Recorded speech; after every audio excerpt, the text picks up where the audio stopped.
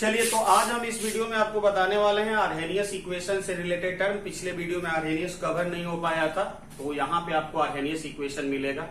दूसरी बात ये कि आर्हेनियस से पहले हमने आपको एक लास्ट में ग्राफ बताया हुआ था, fraction of molecules and energy of reaction, in fact kinetic energy of molecules.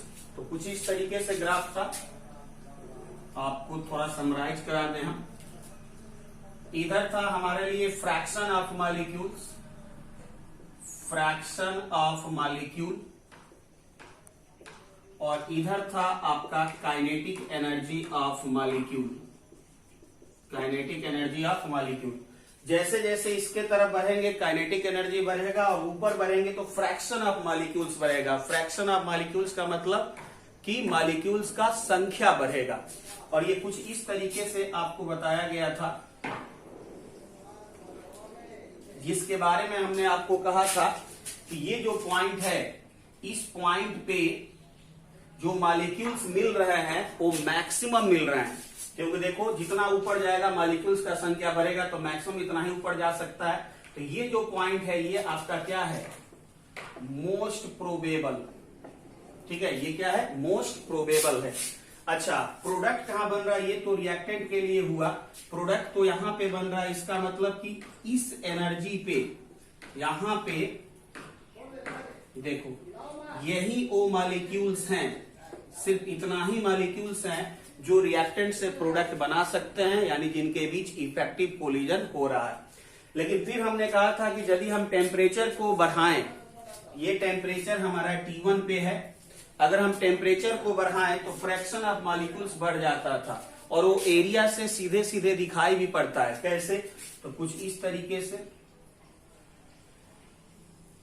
ये टेम्परेचर T2 पे कर्व है, ये टेम्परेचर T2 पे, तो पहले एरिया सिर्फ इतना था, लेकिन अब एरिया ये हो गया। यानी पहले फ्रैक्शन ऑफ मॉलिक्यूल्स ये था सिर्फ, अब फ्रैक्शन ऑफ मॉलिक्यूल्स देख रहे हो पूरा ये हो गया। अच्छा, दूसरी बात यहीं पे बताया गया है कि जो आपका T1 से T2, यानी कि टेम्परेचर सपोज करो ये T डिग्री सेल्सियस है, और ये आपका T प्लस 10 डिग्री सेल्सियस अगर कर दें तो पहले से जो एरिया है वो क्या हो जाता है, डबल हो जाता है।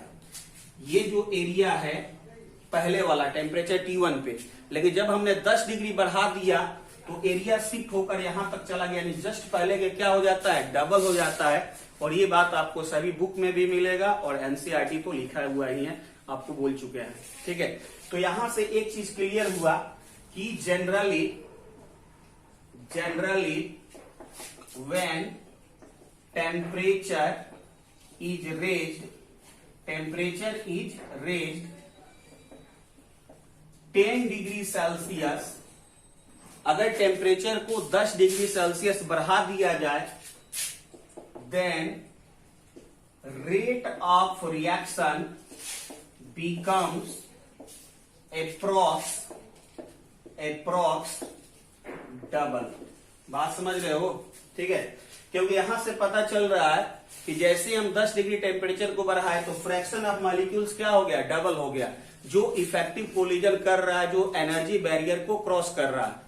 तो जैसे ही फ्रैक्शन ऑफ मॉलिक्यूल्स डबल होगा तो रेट ऑफ रिएक्शन भी क्या होगा, डबल होगा, क्योंकि फ्रैक्शन ऑफ मॉलिक्यूल्स यहां पर हम किसकी बात कर रहे हैं, जो इफेक्टिव कोलिजन कर रहा है। तो पहले मान लेते हैं कि 10 इफेक्टिव कोलिजन कर रहा था, लेकिन जैसे ही हम टेम्परेचर को 10 डिग्री बढ़ाए तो उसका 20 हो गया इफेक्टिव कोलिजन। अब यानी कि इफेक्टिव कोलिजन डबल हो गया तो रेट ऑफ रिएक्शन भी डबल हो जाएगा। और ये सारा चीज एक्सपेरिमेंटली पाया गया है, ये थ्योरेटिकली नहीं पाया गया कि हम अपने से कह दिए, मनगढ़ंत कहानी नहीं है ये एक्सपेरिमेंटली पाया गया है कि जैसे ही हमने क्या किया, टेम्परेचर 10 डिग्री सेल्सियस बढ़ाया तो फ्रैक्शन ऑफ मॉलिक्यूल्स डबल हो गया, जो इफेक्टिव कोलिजन कर रहा था, जिसका मीनिंग हुआ कि रेट ऑफ रिएक्शन भी करीब करीब डबल हो जाएगा।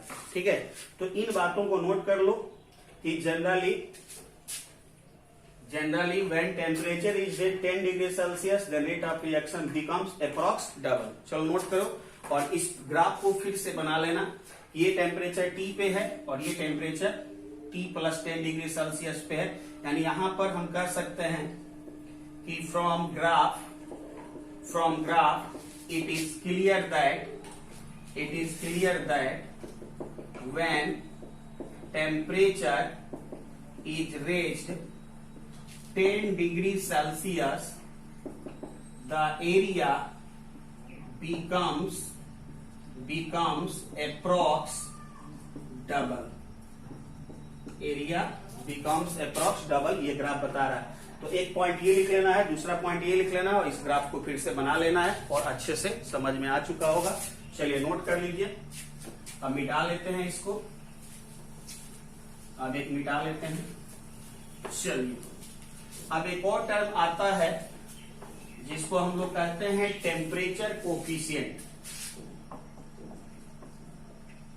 टेम्परेचर कोफिशिएंट, टेम्परेचर कोफिशिएंट जो होता है वो रेशियो होता है रेट कांस्टेंट का। टेम्परेचर कोफिशिएंट क्या होता है? रेशियो होता है रेट कांस्टेंट का। किसका? तो K at T plus 10 degree Celsius upon K at T degree Celsius. बात समझ रहे हो ना? यानी कि सपोज करो कि हमारे पास अगर टेम्परेचर 25 डिग्री सेल्सियस है तो K का वैल्यू x है, लेकिन टेम्परेचर जब हमने 35 डिग्री सेल्सियस कर दिया तो जो K का वैल्यू होगा वो डबल हो जाता है, क्योंकि रेट ऑफ रिएक्शन डायरेक्टली होता है रेट कांस्टेंट K के। ठीक है, यहां से लिख सकते हो कि रेट ऑफ रिएक्शन जो है वो डायरेक्टली होता है किसके? K के। ये भी एक्सपेरिमेंटली देखा गया है कि जिस रेशियो में K बढ़ेगा उसी रेशियो में रेट ऑफ रिएक्शन भी बढ़ता है। ठीक है, तो यहां से टेम्परेचर जब 10 डिग्री सेल्सियस हम करते हैं तो K का वैल्यू क्या हो जाता है? डबल हो जाता है। तो अगर हमसे कोई कहे कि टेम्परेचर कोफिशिएंट बता दो, तो यहां पे टेम्परेचर कोफिशिएंट क्या होगा? तो रेट कांस्टेंट 10 डिग्री बढ़ाने के बाद अपॉन रेट कांस्टेंट इसके पहले वाले टेम्परेचर पे।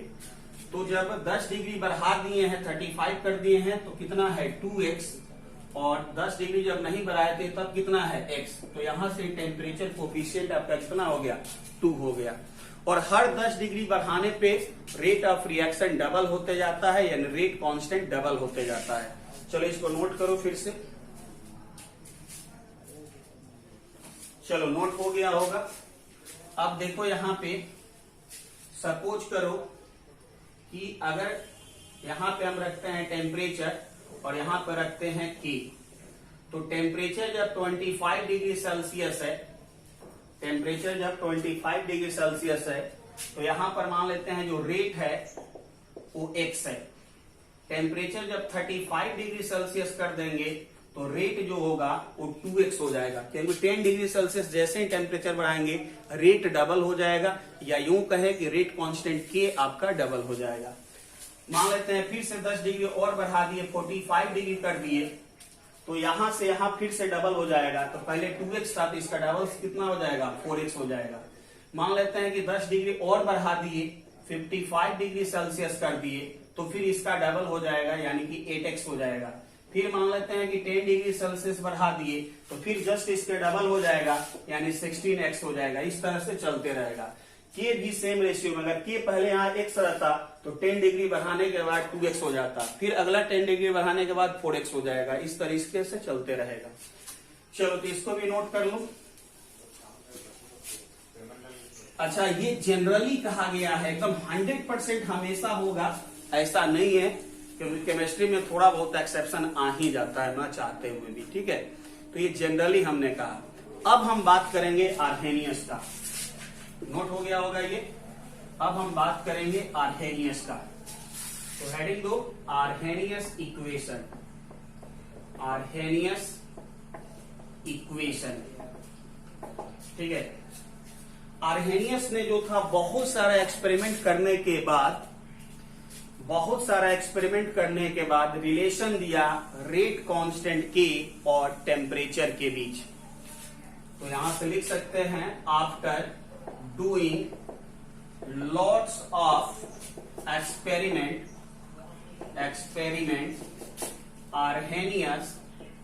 Arrhenius gives gives the relation between rate constant and temperature. Rate constant and temperature. बहुत सारे एक्सपेरिमेंट करने के बाद आर्हेनियस एक रिलेशन देने में कामयाब हुए रेट कांस्टेंट और टेम्परेचर के बीच, और वो रिलेशन था K इक्वल टू AE के power minus EA upon RD। यही वो रिलेशन है जिसको आर्हेनियस ने दिया टेम्परेचर और रेट कांस्टेंट के बीच। यहां पे टर्म को अगर हम देखें तो K यहां पर कहलाता है रेट कांस्टेंट, A को कहते हैं हम लोग फ्रीक्वेंसी फैक्टर, E को कहते हैं एक्सपोनेंशियल कांस्टेंट। चलो EA को हम लोग कहते हैं एक्टिवेशन एनर्जी, ये को कहते हैं एक्टिवेशन एनर्जी। और बच गया R के बारे में आप पहले से भी जानते हैं, इसको कहते हैं गैस कांस्टेंट। और फिर क्या बच गया T हमारा है टेम्परेचर, जो हमेशा यूज होगा किसमें, केल्विन में। चलिए इतना बात पहले आप नोट कीजिए फटाफट, फिर यहां से आगे की तरफ हम बढ़ते हैं। जल्दी जल्दी नोट करेंगे।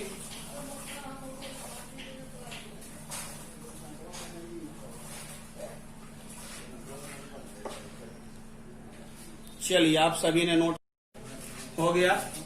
अब इसके बाद हम इसको थोड़ा सा ड्राइव करेंगे, थोड़ा एक्सप्लेन करेंगे, और फिर से कुछ ग्राफिकल यहाँ पे टर्म आने वाला है। ग्राफिकल टर्म क्या है आइए आपको समझा देते हैं। तो हमारे पास है Arrhenius equation K equal to AE के power minus EA upon RT taking ln को ही हम दूसरे शब्द में log E कहते हैं। ध्यान रखिएगा जहां पे बेस क्या होगा E। बोथ साइड दोनों तरफ ln लेते हैं, तो ln K equal to ln A E के power minus EA upon RT। ln K equal to ln, देखो A है और ये B है, तो इसको लिख सकते हैं ln A plus ln B।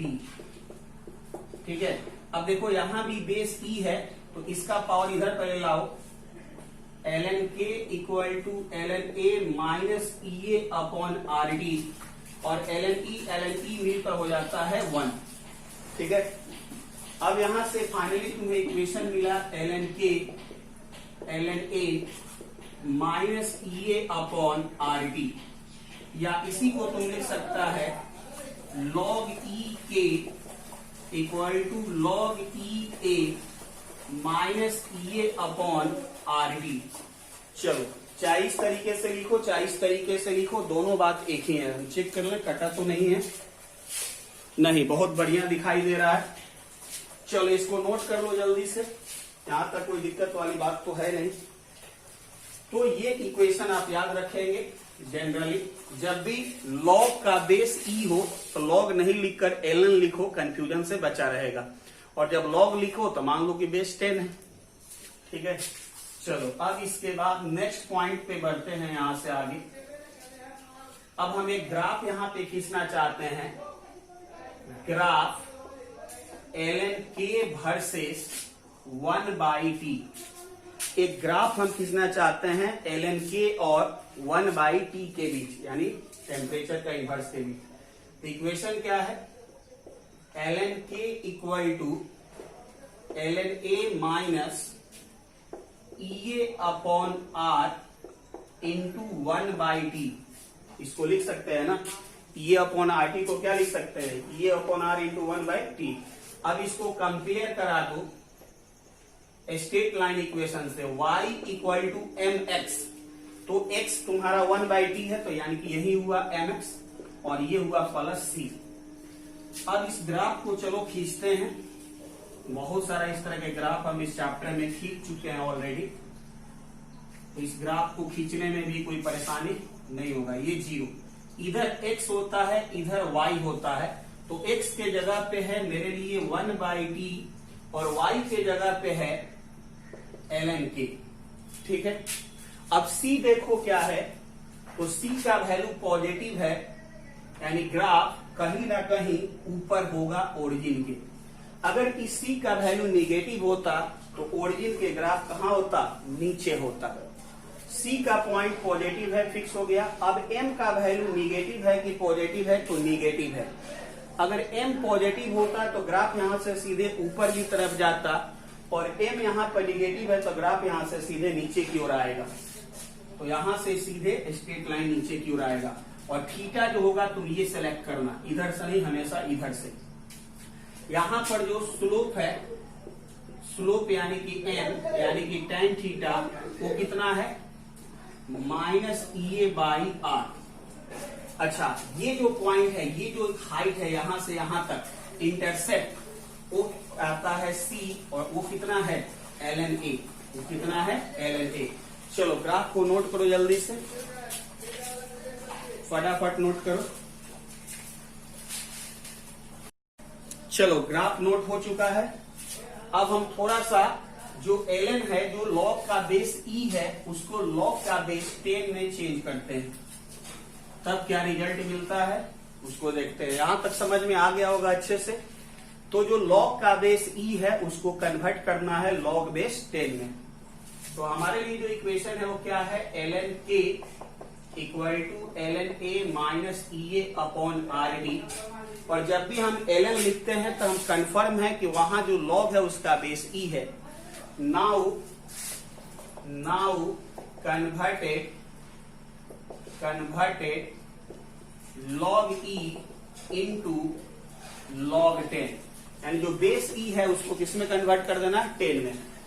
और इसको कन्वर्ट जब करते हैं तो लिखते हैं 2.303 log 10 बेस के 2.303 log base 10a minus EA/RD। Confusion से बचने के लिए हमेशा ध्यान रखो कि जब हम log लिख रहे हैं तो बेस 10 लेकर चल रहे हैं, और जब ln लिख रहे हैं तो बेस e लेकर चल रहे हैं। अब यहां पर देखो, दोनों तरफ 2.303 से डिवाइड कर दो, डिवाइडेड बोथ साइड बाय 2.303, तो क्या मिलेगा तुम्हें, log k equal to log a minus EA/2.303 RD। तो ये एक नया इक्वेशन मिला जिसको आपको ध्यान रखना होगा। चलिए इसको नोट करेंगे जल्दी से, हो चुका होगा। अब इसके बाद हम इस इक्वेशन को एक ग्राफ में कन्वर्ट करना चाहते हैं, तो फिर से देखिए, नया एक ग्राफ है, यहाँ पे ग्राफ इसके बीच खींचना है, तो log k वर्सेस 1/t। जब हम log यहां पर लिख रहे हैं तो अंडरस्टूड है कि बेस 10 है, और इसके पहले जब ln लिखे थे तो अंडरस्टूड था कि बेस कितना है, e है। फिलहाल इक्वेशन क्या है तुम्हारे पास, तो log k equal to log a minus EA/2.303 r 1/t लिख सकते हैं इसको इस तरीके से। अब ये जो इक्वेशन आया है, डेफिनेटली इसको कंपेयर करना है किससे, y equal to mx plus c। तो x हमारे लिए क्या है, 1/t, यानी कि यही mx है, mx प्लस c। चलो अब ग्राफ को ड्रॉ किया जाए। ध्यान से देखो, यहाँ पे इधर x होता है, इधर y होता है। y के जगह पे है log k और x के जगह पे है 1/t। पहले ग्राफ खींचना है स्ट्रेट लाइन का, तो c को चेक करो, c का वैल्यू पॉजिटिव, यानी ग्राफ कहीं ना कहीं ओरिजिन के ऊपर होगा। अब यहां से ग्राफ ऊपर की ओर जाएगा कि नीचे की ओर आएगा, इसका फैसला m करता है। तो m देखो निगेटिव है, जिसका मतलब ग्राफ यहां से डाउनवर्ड आएगा। तो ग्राफ यहां से डाउनवर्ड आ गया, और ये इसके लिए थीटा होगा। ठीक है, इसके लिए जो स्लोप है, स्लोप यानी कि जो m है, यानी कि जो tan थीटा है, वो कितना है, माइनस EA/2.303 r। ठीक है। अच्छा, ये जो C है, इस बार C का वैल्यू कितना है, log A है। चलो ग्राफ को नोट करो जल्दी से, फटाफट जल्दी नोट करो। चलो ग्राफ आपने नोट कर लिया होगा। अब यहां पे फाइनली हम आपको समझा दें कि क्या क्या हमें करना है। तो आइए देखिए, सबसे पहले देखो क्या किया हमने। तो सबसे पहले एक इक्वेशन ये याद रखना, k equal to A E के power minus E A upon R T. दूसरा equation ln k equal to ln a minus E A upon R T. और तीसरा equation log k equal to log a minus E A upon 2.303 R टी। समझ में आया बात? तो ये तीन इंपॉर्टेंट इक्वेशन है।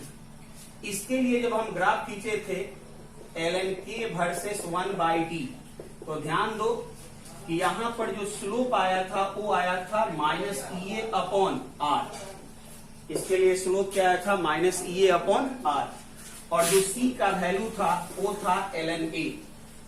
इसके लिए जब हम ग्राफ खींचे थे, यानी कि log k वर्सेस जब 1/t खींचे थे, तो जब यहां पे स्लोप पूछा जाएगा इस इक्वेशन के लिए, तो स्लोप का वैल्यू कितना बताओगे, minus E A by 2.303 are.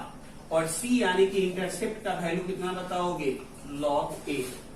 तो ये दोनों का डिफरेंट ग्राफ है, और उसका मतलब ग्राफ खींचने का तरीका तो सेम है, लेकिन स्लोप और इंटरसेप्ट यानी m और c का वैल्यू दोनों जगह क्या मिल रहा है, डिफरेंट मिल रहा है।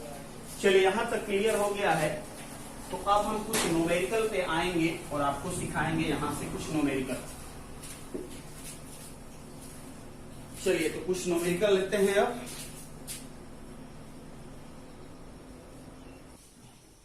चलो सामने बोर्ड पे क्वेश्चन लिख दिए हैं, इसको ट्राई करो खुद से, देखो बन रहा है क्या। Correct the rate constant of first order decomposition of hydrogen peroxide यानी H2H2 जो डिकम्पोज हो रहा है वो फर्स्ट ऑर्डर काइनेटिक्स को फॉलो कर रहा है, और उसका ये है रेट कांस्टेंट। ये उसका क्या है, रेट कांस्टेंट है। तो तुम्हें पता करना है क्या, कैलकुलेट द एक्टिवेशन एनर्जी, ये यानी एक्टिवेशन एनर्जी निकालना है। और दूसरा कि अगर इसका हाफ लाइफ टाइम 200 मिनट है तो इसके लिए रेट कांस्टेंट के का वैल्यू क्या होगा। चलो जल्दी से चेक करो, खुद से पहले ट्राई करो फिर बता रहे हैं। सॉरी यहाँ पे क्वेश्चन गलत हो गया था, ये सही डाटा दिया गया है, ये सही डाटा है। रियली सॉरी, क्वेश्चन गलत हम लिख दिए थे बाय मिस्टेक। तो ये सही क्वेश्चन है, थोड़ा सा ट्रबल हुआ होगा आप लोगों को, इसका करेक्शन करना है सही से। तो ये है आपको दिया गया रेट कांस्टेंट के का वैल्यू, आपको ये निकालना है। तो अब इस इक्वेशन को ध्यान से देखो, इसको देखा है कभी इस तरीके का इक्वेशन। तो हमारे पास इक्वेशन होता है, हमारे पास जो गिवन है वो क्या है, तो गिवन है log k equal to 14.2 minus 1 into 10⁴ upon t, और ये केल्विन है।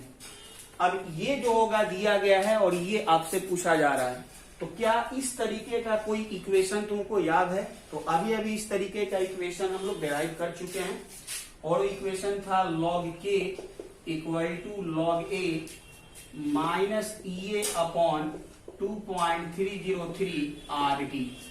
देखो log a के जगह पर ये है और इस टर्म के जगह पर ये है। हमें क्या निकालना है, एक्टिवेशन एनर्जी निकालना है। इसका मतलब जो होगा ये टर्म और ये टर्म बराबर है, ये टर्म बराबर है, ये टर्म बराबर है। तो एक्टिवेशन एनर्जी किससे निकलेगा, तो इस दोनों को इक्वल कर दो। यहां पर लिख लो कंपेयर विथ, यानी इस इक्वेशन को हम इसके साथ कंपेयर किए तो हमें मिल रहा है क्या, E अपॉन 2.303 RT equal to 1 into 10⁴ T kelvin. ये केल्विन होता है, केल्विन अपने आप फट जाता है, इधर भी माइनस है इधर भी माइनस है, माइनस माइनस कैंसिल हो गया, T से T कैंसिल हो गया। अब यहां से ये अगर तुम देखो तो E इक्वल टू क्या लिख सकते हो, तो E इक्वल टू तुम्हारा मिल रहा है यहां से 2.303 R इंटू 1 इंटू 10⁴, यानी 2.303। आर का वैल्यू यहाँ पे एक्टिवेशन एनर्जी है, और आर का वैल्यू जब भी एनर्जी के टर्म में लिखा है तो तुम लिखना 8.314, ये पर जूल पर मोल होता है, इंटू 10⁴ इतना जूल आपका एक्टिवेशन एनर्जी होगा, यानी यही आपका आंसर होगा। और इस तरीके से आपको बहुत सारे क्वेश्चन मिल सकते हैं, इसको ध्यान में रखिएगा। चलिए मान लीजिए कि दूसरे पार्ट पे आते हैं, कहता है कि इसका हाफ लाइफ टाइम 200 मिनट है, टी हाफ इसका है 200 मिनट। तो आपसे के पूछ रहा है रेट कांस्टेंट के क्या होगा। तो हाफ लाइफ टाइम जो होता है वो ऑर्डर ऑफ रिएक्शन पे डिपेंड करता है। अगर 0 ऑर्डर का होगा तो A0/2 के, फर्स्ट ऑर्डर का होगा तो 0.693 अपॉन के, और अगर सेकेंड ऑर्डर का होगा तो उसका भी हम निकाल चुके हैं। फिलहाल ये रिएक्शन शुरू में ही कर दिया कि फर्स्ट ऑर्डर का है, तो फर्स्ट ऑर्डर का जो टी हाफ होता है वो 0.693 अपॉन के, तो यहां से के इक्वल टू क्या हो जाएगा 0.693 अपॉन टी हाफ, जिसका वैल्यू दिया है 200, तो ये हो जाएगा पर मिनट। चलो नोट करो जल्दी से इसको, फिर सेकंड क्वेश्चन लेते हैं।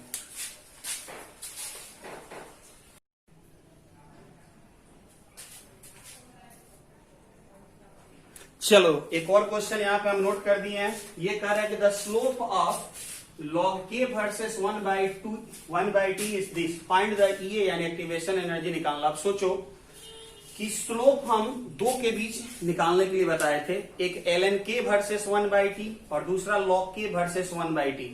तो हमारे पास क्या है, we know that slope of log k versus 1/t each क्या होता है, तो m equal to -EA upon 2.303 R। तो एक का जो होगा स्लोप दिया है और दूसरा स्लोप हम इसका जानते हैं, दोनों को इक्वल करो क्वेश्चन बन जाएगा। तो क्या लिखें, -EA upon 2.303 R equal to -5841 K। अब देखो यहां पर, और सॉरी क्या है यहाँ पर स्लोप क्या दिया गया है, -5841 के, ये है। अब देखो यहां से कुछ कैंसिल हो रहा है क्या, तो देखो के अपने आप कैंसिल हो जाता है, यहां पर भी के रहता है टेम्परेचर के लिए, तो के और के का कोई झमेला नहीं है। यहां से माइनस और माइनस अपने आप कैंसिल हो गया, तो EA इक्वल टू क्या मिल गया 2.303 R इंटू 5841, और एक्टिवेशन एनर्जी है तो R का वैल्यू एनर्जी के टर्म में कितना 8.314, तो जूल में आएगा। तो कितना हो जाएगा 2.303 इंटू 8.314 इंटू 5841, ये किसमें होगा, जूल में होगा। अगर तुम इसको किलो जूल में लाना चाहते हो तो 1000 से डिवाइड कर दो, ये किस में आ जाएगा, किलो जूल में आ जाएगा। चलो नोट करो जल्दी से। चलो एक और क्वेश्चन बोर्ड के सामने नोट किया हुआ है, इसको ट्राई करो। लिखा है कि the decomposition of hydrocarbon follows the equation, यानी हाइड्रोकार्बन का डिकम्पोजिशन हो रहा है जो इस इक्वेशन को फॉलो कर रहा है, फाइंड द एक्टिवेशन एनर्जी। अब जरा सोचो कि इस तरह का कोई इक्वेशन तुम्हें याद है, k equal to this term into e के पावर माइनस कुछ समथिंग, कुछ भी कोशिश करो। तो देखो हमारे पास इक्वेशन है और उस इक्वेशन से इसको कंपेयर करेंगे। क्या इक्वेशन था हमारे पास, k equal to A E के power minus EA upon RT बताए हुए हैं ये इक्वेशन। देखो बिल्कुल इसी की तरह दिख रहा है, के ए के जगह पर ये टर्म है, ई के पावर, तो ई के पावर ये है। अब हमें निकालना क्या है, एक्टिवेशन एनर्जी। तो इसको और इसको कंपेयर कर लो, तो क्या दिखाई दे रहा है, -EA upon RT equal to -28,000 K upon T. के यहां पर केल्विन है, उसका कोई टेंशन नहीं लेना, वो अपने आप कैंसिल हो जाएगा। अब देखो यहां से टी क्या हो गया, कैंसिल, तो फाइनली माइनस से माइनस कैंसिल, तो EA equal to 28,000 into R। अब यहां से 28,000 इंटू R का वैल्यू 8.314, इसको सॉल्व करो, इतना जूल तुम्हारा आंसर होगा।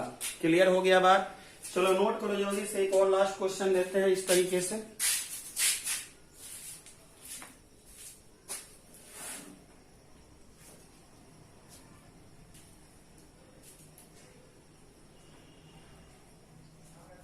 गया होगा। एक और क्वेश्चन लेते हैं फटाफट, देखो क्या है क्वेश्चन। अगला क्वेश्चन है आपका कि the rate constant for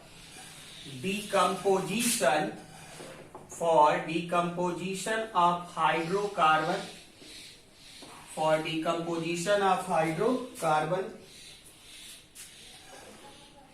is 2.418 into 10 per power minus 5 per second at 546 Kelvin, ठीक है।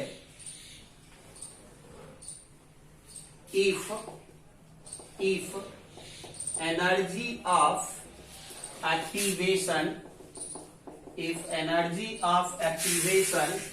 is 179.9 kilojoule per mole, what is the pre-exponential factor. चलो ये है क्वेश्चन, इसको और ट्राई करते हैं। क्या क्या दिया गया है, तो कह रहा है कि the rate constant for decomposition of hydrocarbon is, ये है रेट कांस्टेंट का वैल्यू 2.418 इंटू 10 पर पावर माइनस 5 पर सेकेंड। अच्छा, के का यूनिट क्या है, पर सेकेंड यानी कि पर टाइम और पर सेकेंड यानी कि पर टाइम कौन सा ऑर्डर होता है, फर्स्ट ऑर्डर होता है, आपको याद हो तो। आगे कह रहा है कि टेम्परेचर कब का है ये, तो जब टेम्परेचर है 546 केल्विन। फिर कह रहा है कि energy of activation EA equal to 179.9 kilo joule, ठीक है, पर मोल है। पूछ रहा है कि what is the pre exponential factor, तो जिसको हम फ्रीक्वेंसी फैक्टर कहते हैं, जिसको हम कैपिटल ए से डिनोट करते हैं, उसी को हम कहते हैं प्री एक्सपोनेंशियल फैक्टर भी। तो प्री एक्सपोनेंशियल फैक्टर को ही हम फ्रीक्वेंसी फैक्टर कहते हैं, नोट कर लीजिएगा कहीं साइड में। तो फिलहाल प्री एक्सपोनेंशियल फैक्टर ए निकालना है। ऐसा कोई इक्वेशन है जिसमें के, टी, ई और ए का यूज हो जाए, तो बिल्कुल है। पहला इक्वेशन है के इक्वल टू ए के power minus E A upon R T. दूसरा है एल एन के equal to L N A minus E A upon R T.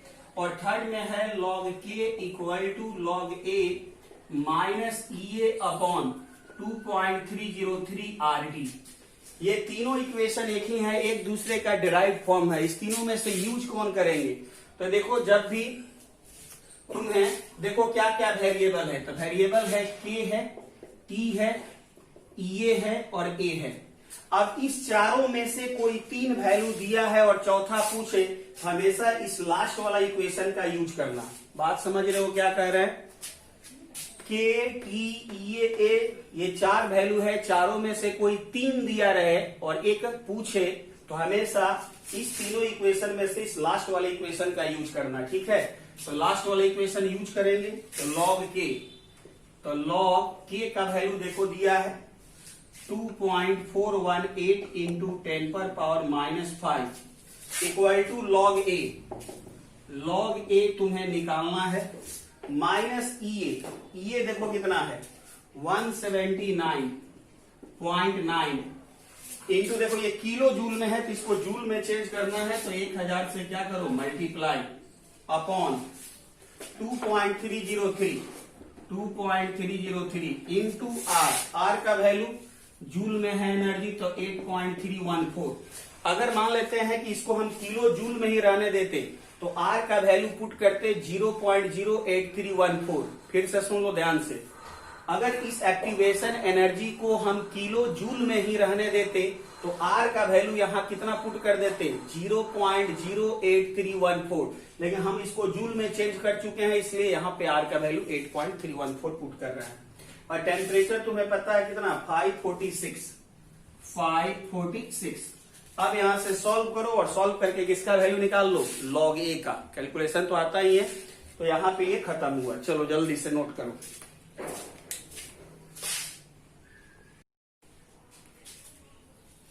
अब देखो हम अभी तक जितना भी क्वेश्चन बनाए हैं, उन सभी क्वेश्चन में हम क्या किए हैं, तो एक ही टेम्परेचर था, एक ही रेट कांस्टेंट था। लेकिन ऐसा तो नहीं है ना कि रिएक्शन के लिए हमेशा रेट कांस्टेंट सेम होगा या टेम्परेचर सेम होगा। जैसे ही टेम्परेचर चेंज होगा रेट कांस्टेंट के चेंज होगा, क्योंकि हमने कहा था कि टेम्परेचर अगर चेंज होगा तो रेट ऑफ रिएक्शन चेंज होगा, यानी कि रेट कांस्टेंट के चेंज होगा। और ये भी आप करीब करीब जान चुके हैं कि अगर टेम्परेचर को हम 10 डिग्री सेल्सियस बढ़ाएं तो रेट कांस्टेंट डबल हो जाता है, यानी रेट ऑफ रिएक्शन डबल हो जाता है अप्रॉक्स। ठीक है, तो यहां पे हम मानते हैं suppose at temperature T1 rate constant is K1 and at temperature T2 rate constant is K2 but T1 से बड़ा है T2, इस बात को भूलना नहीं है।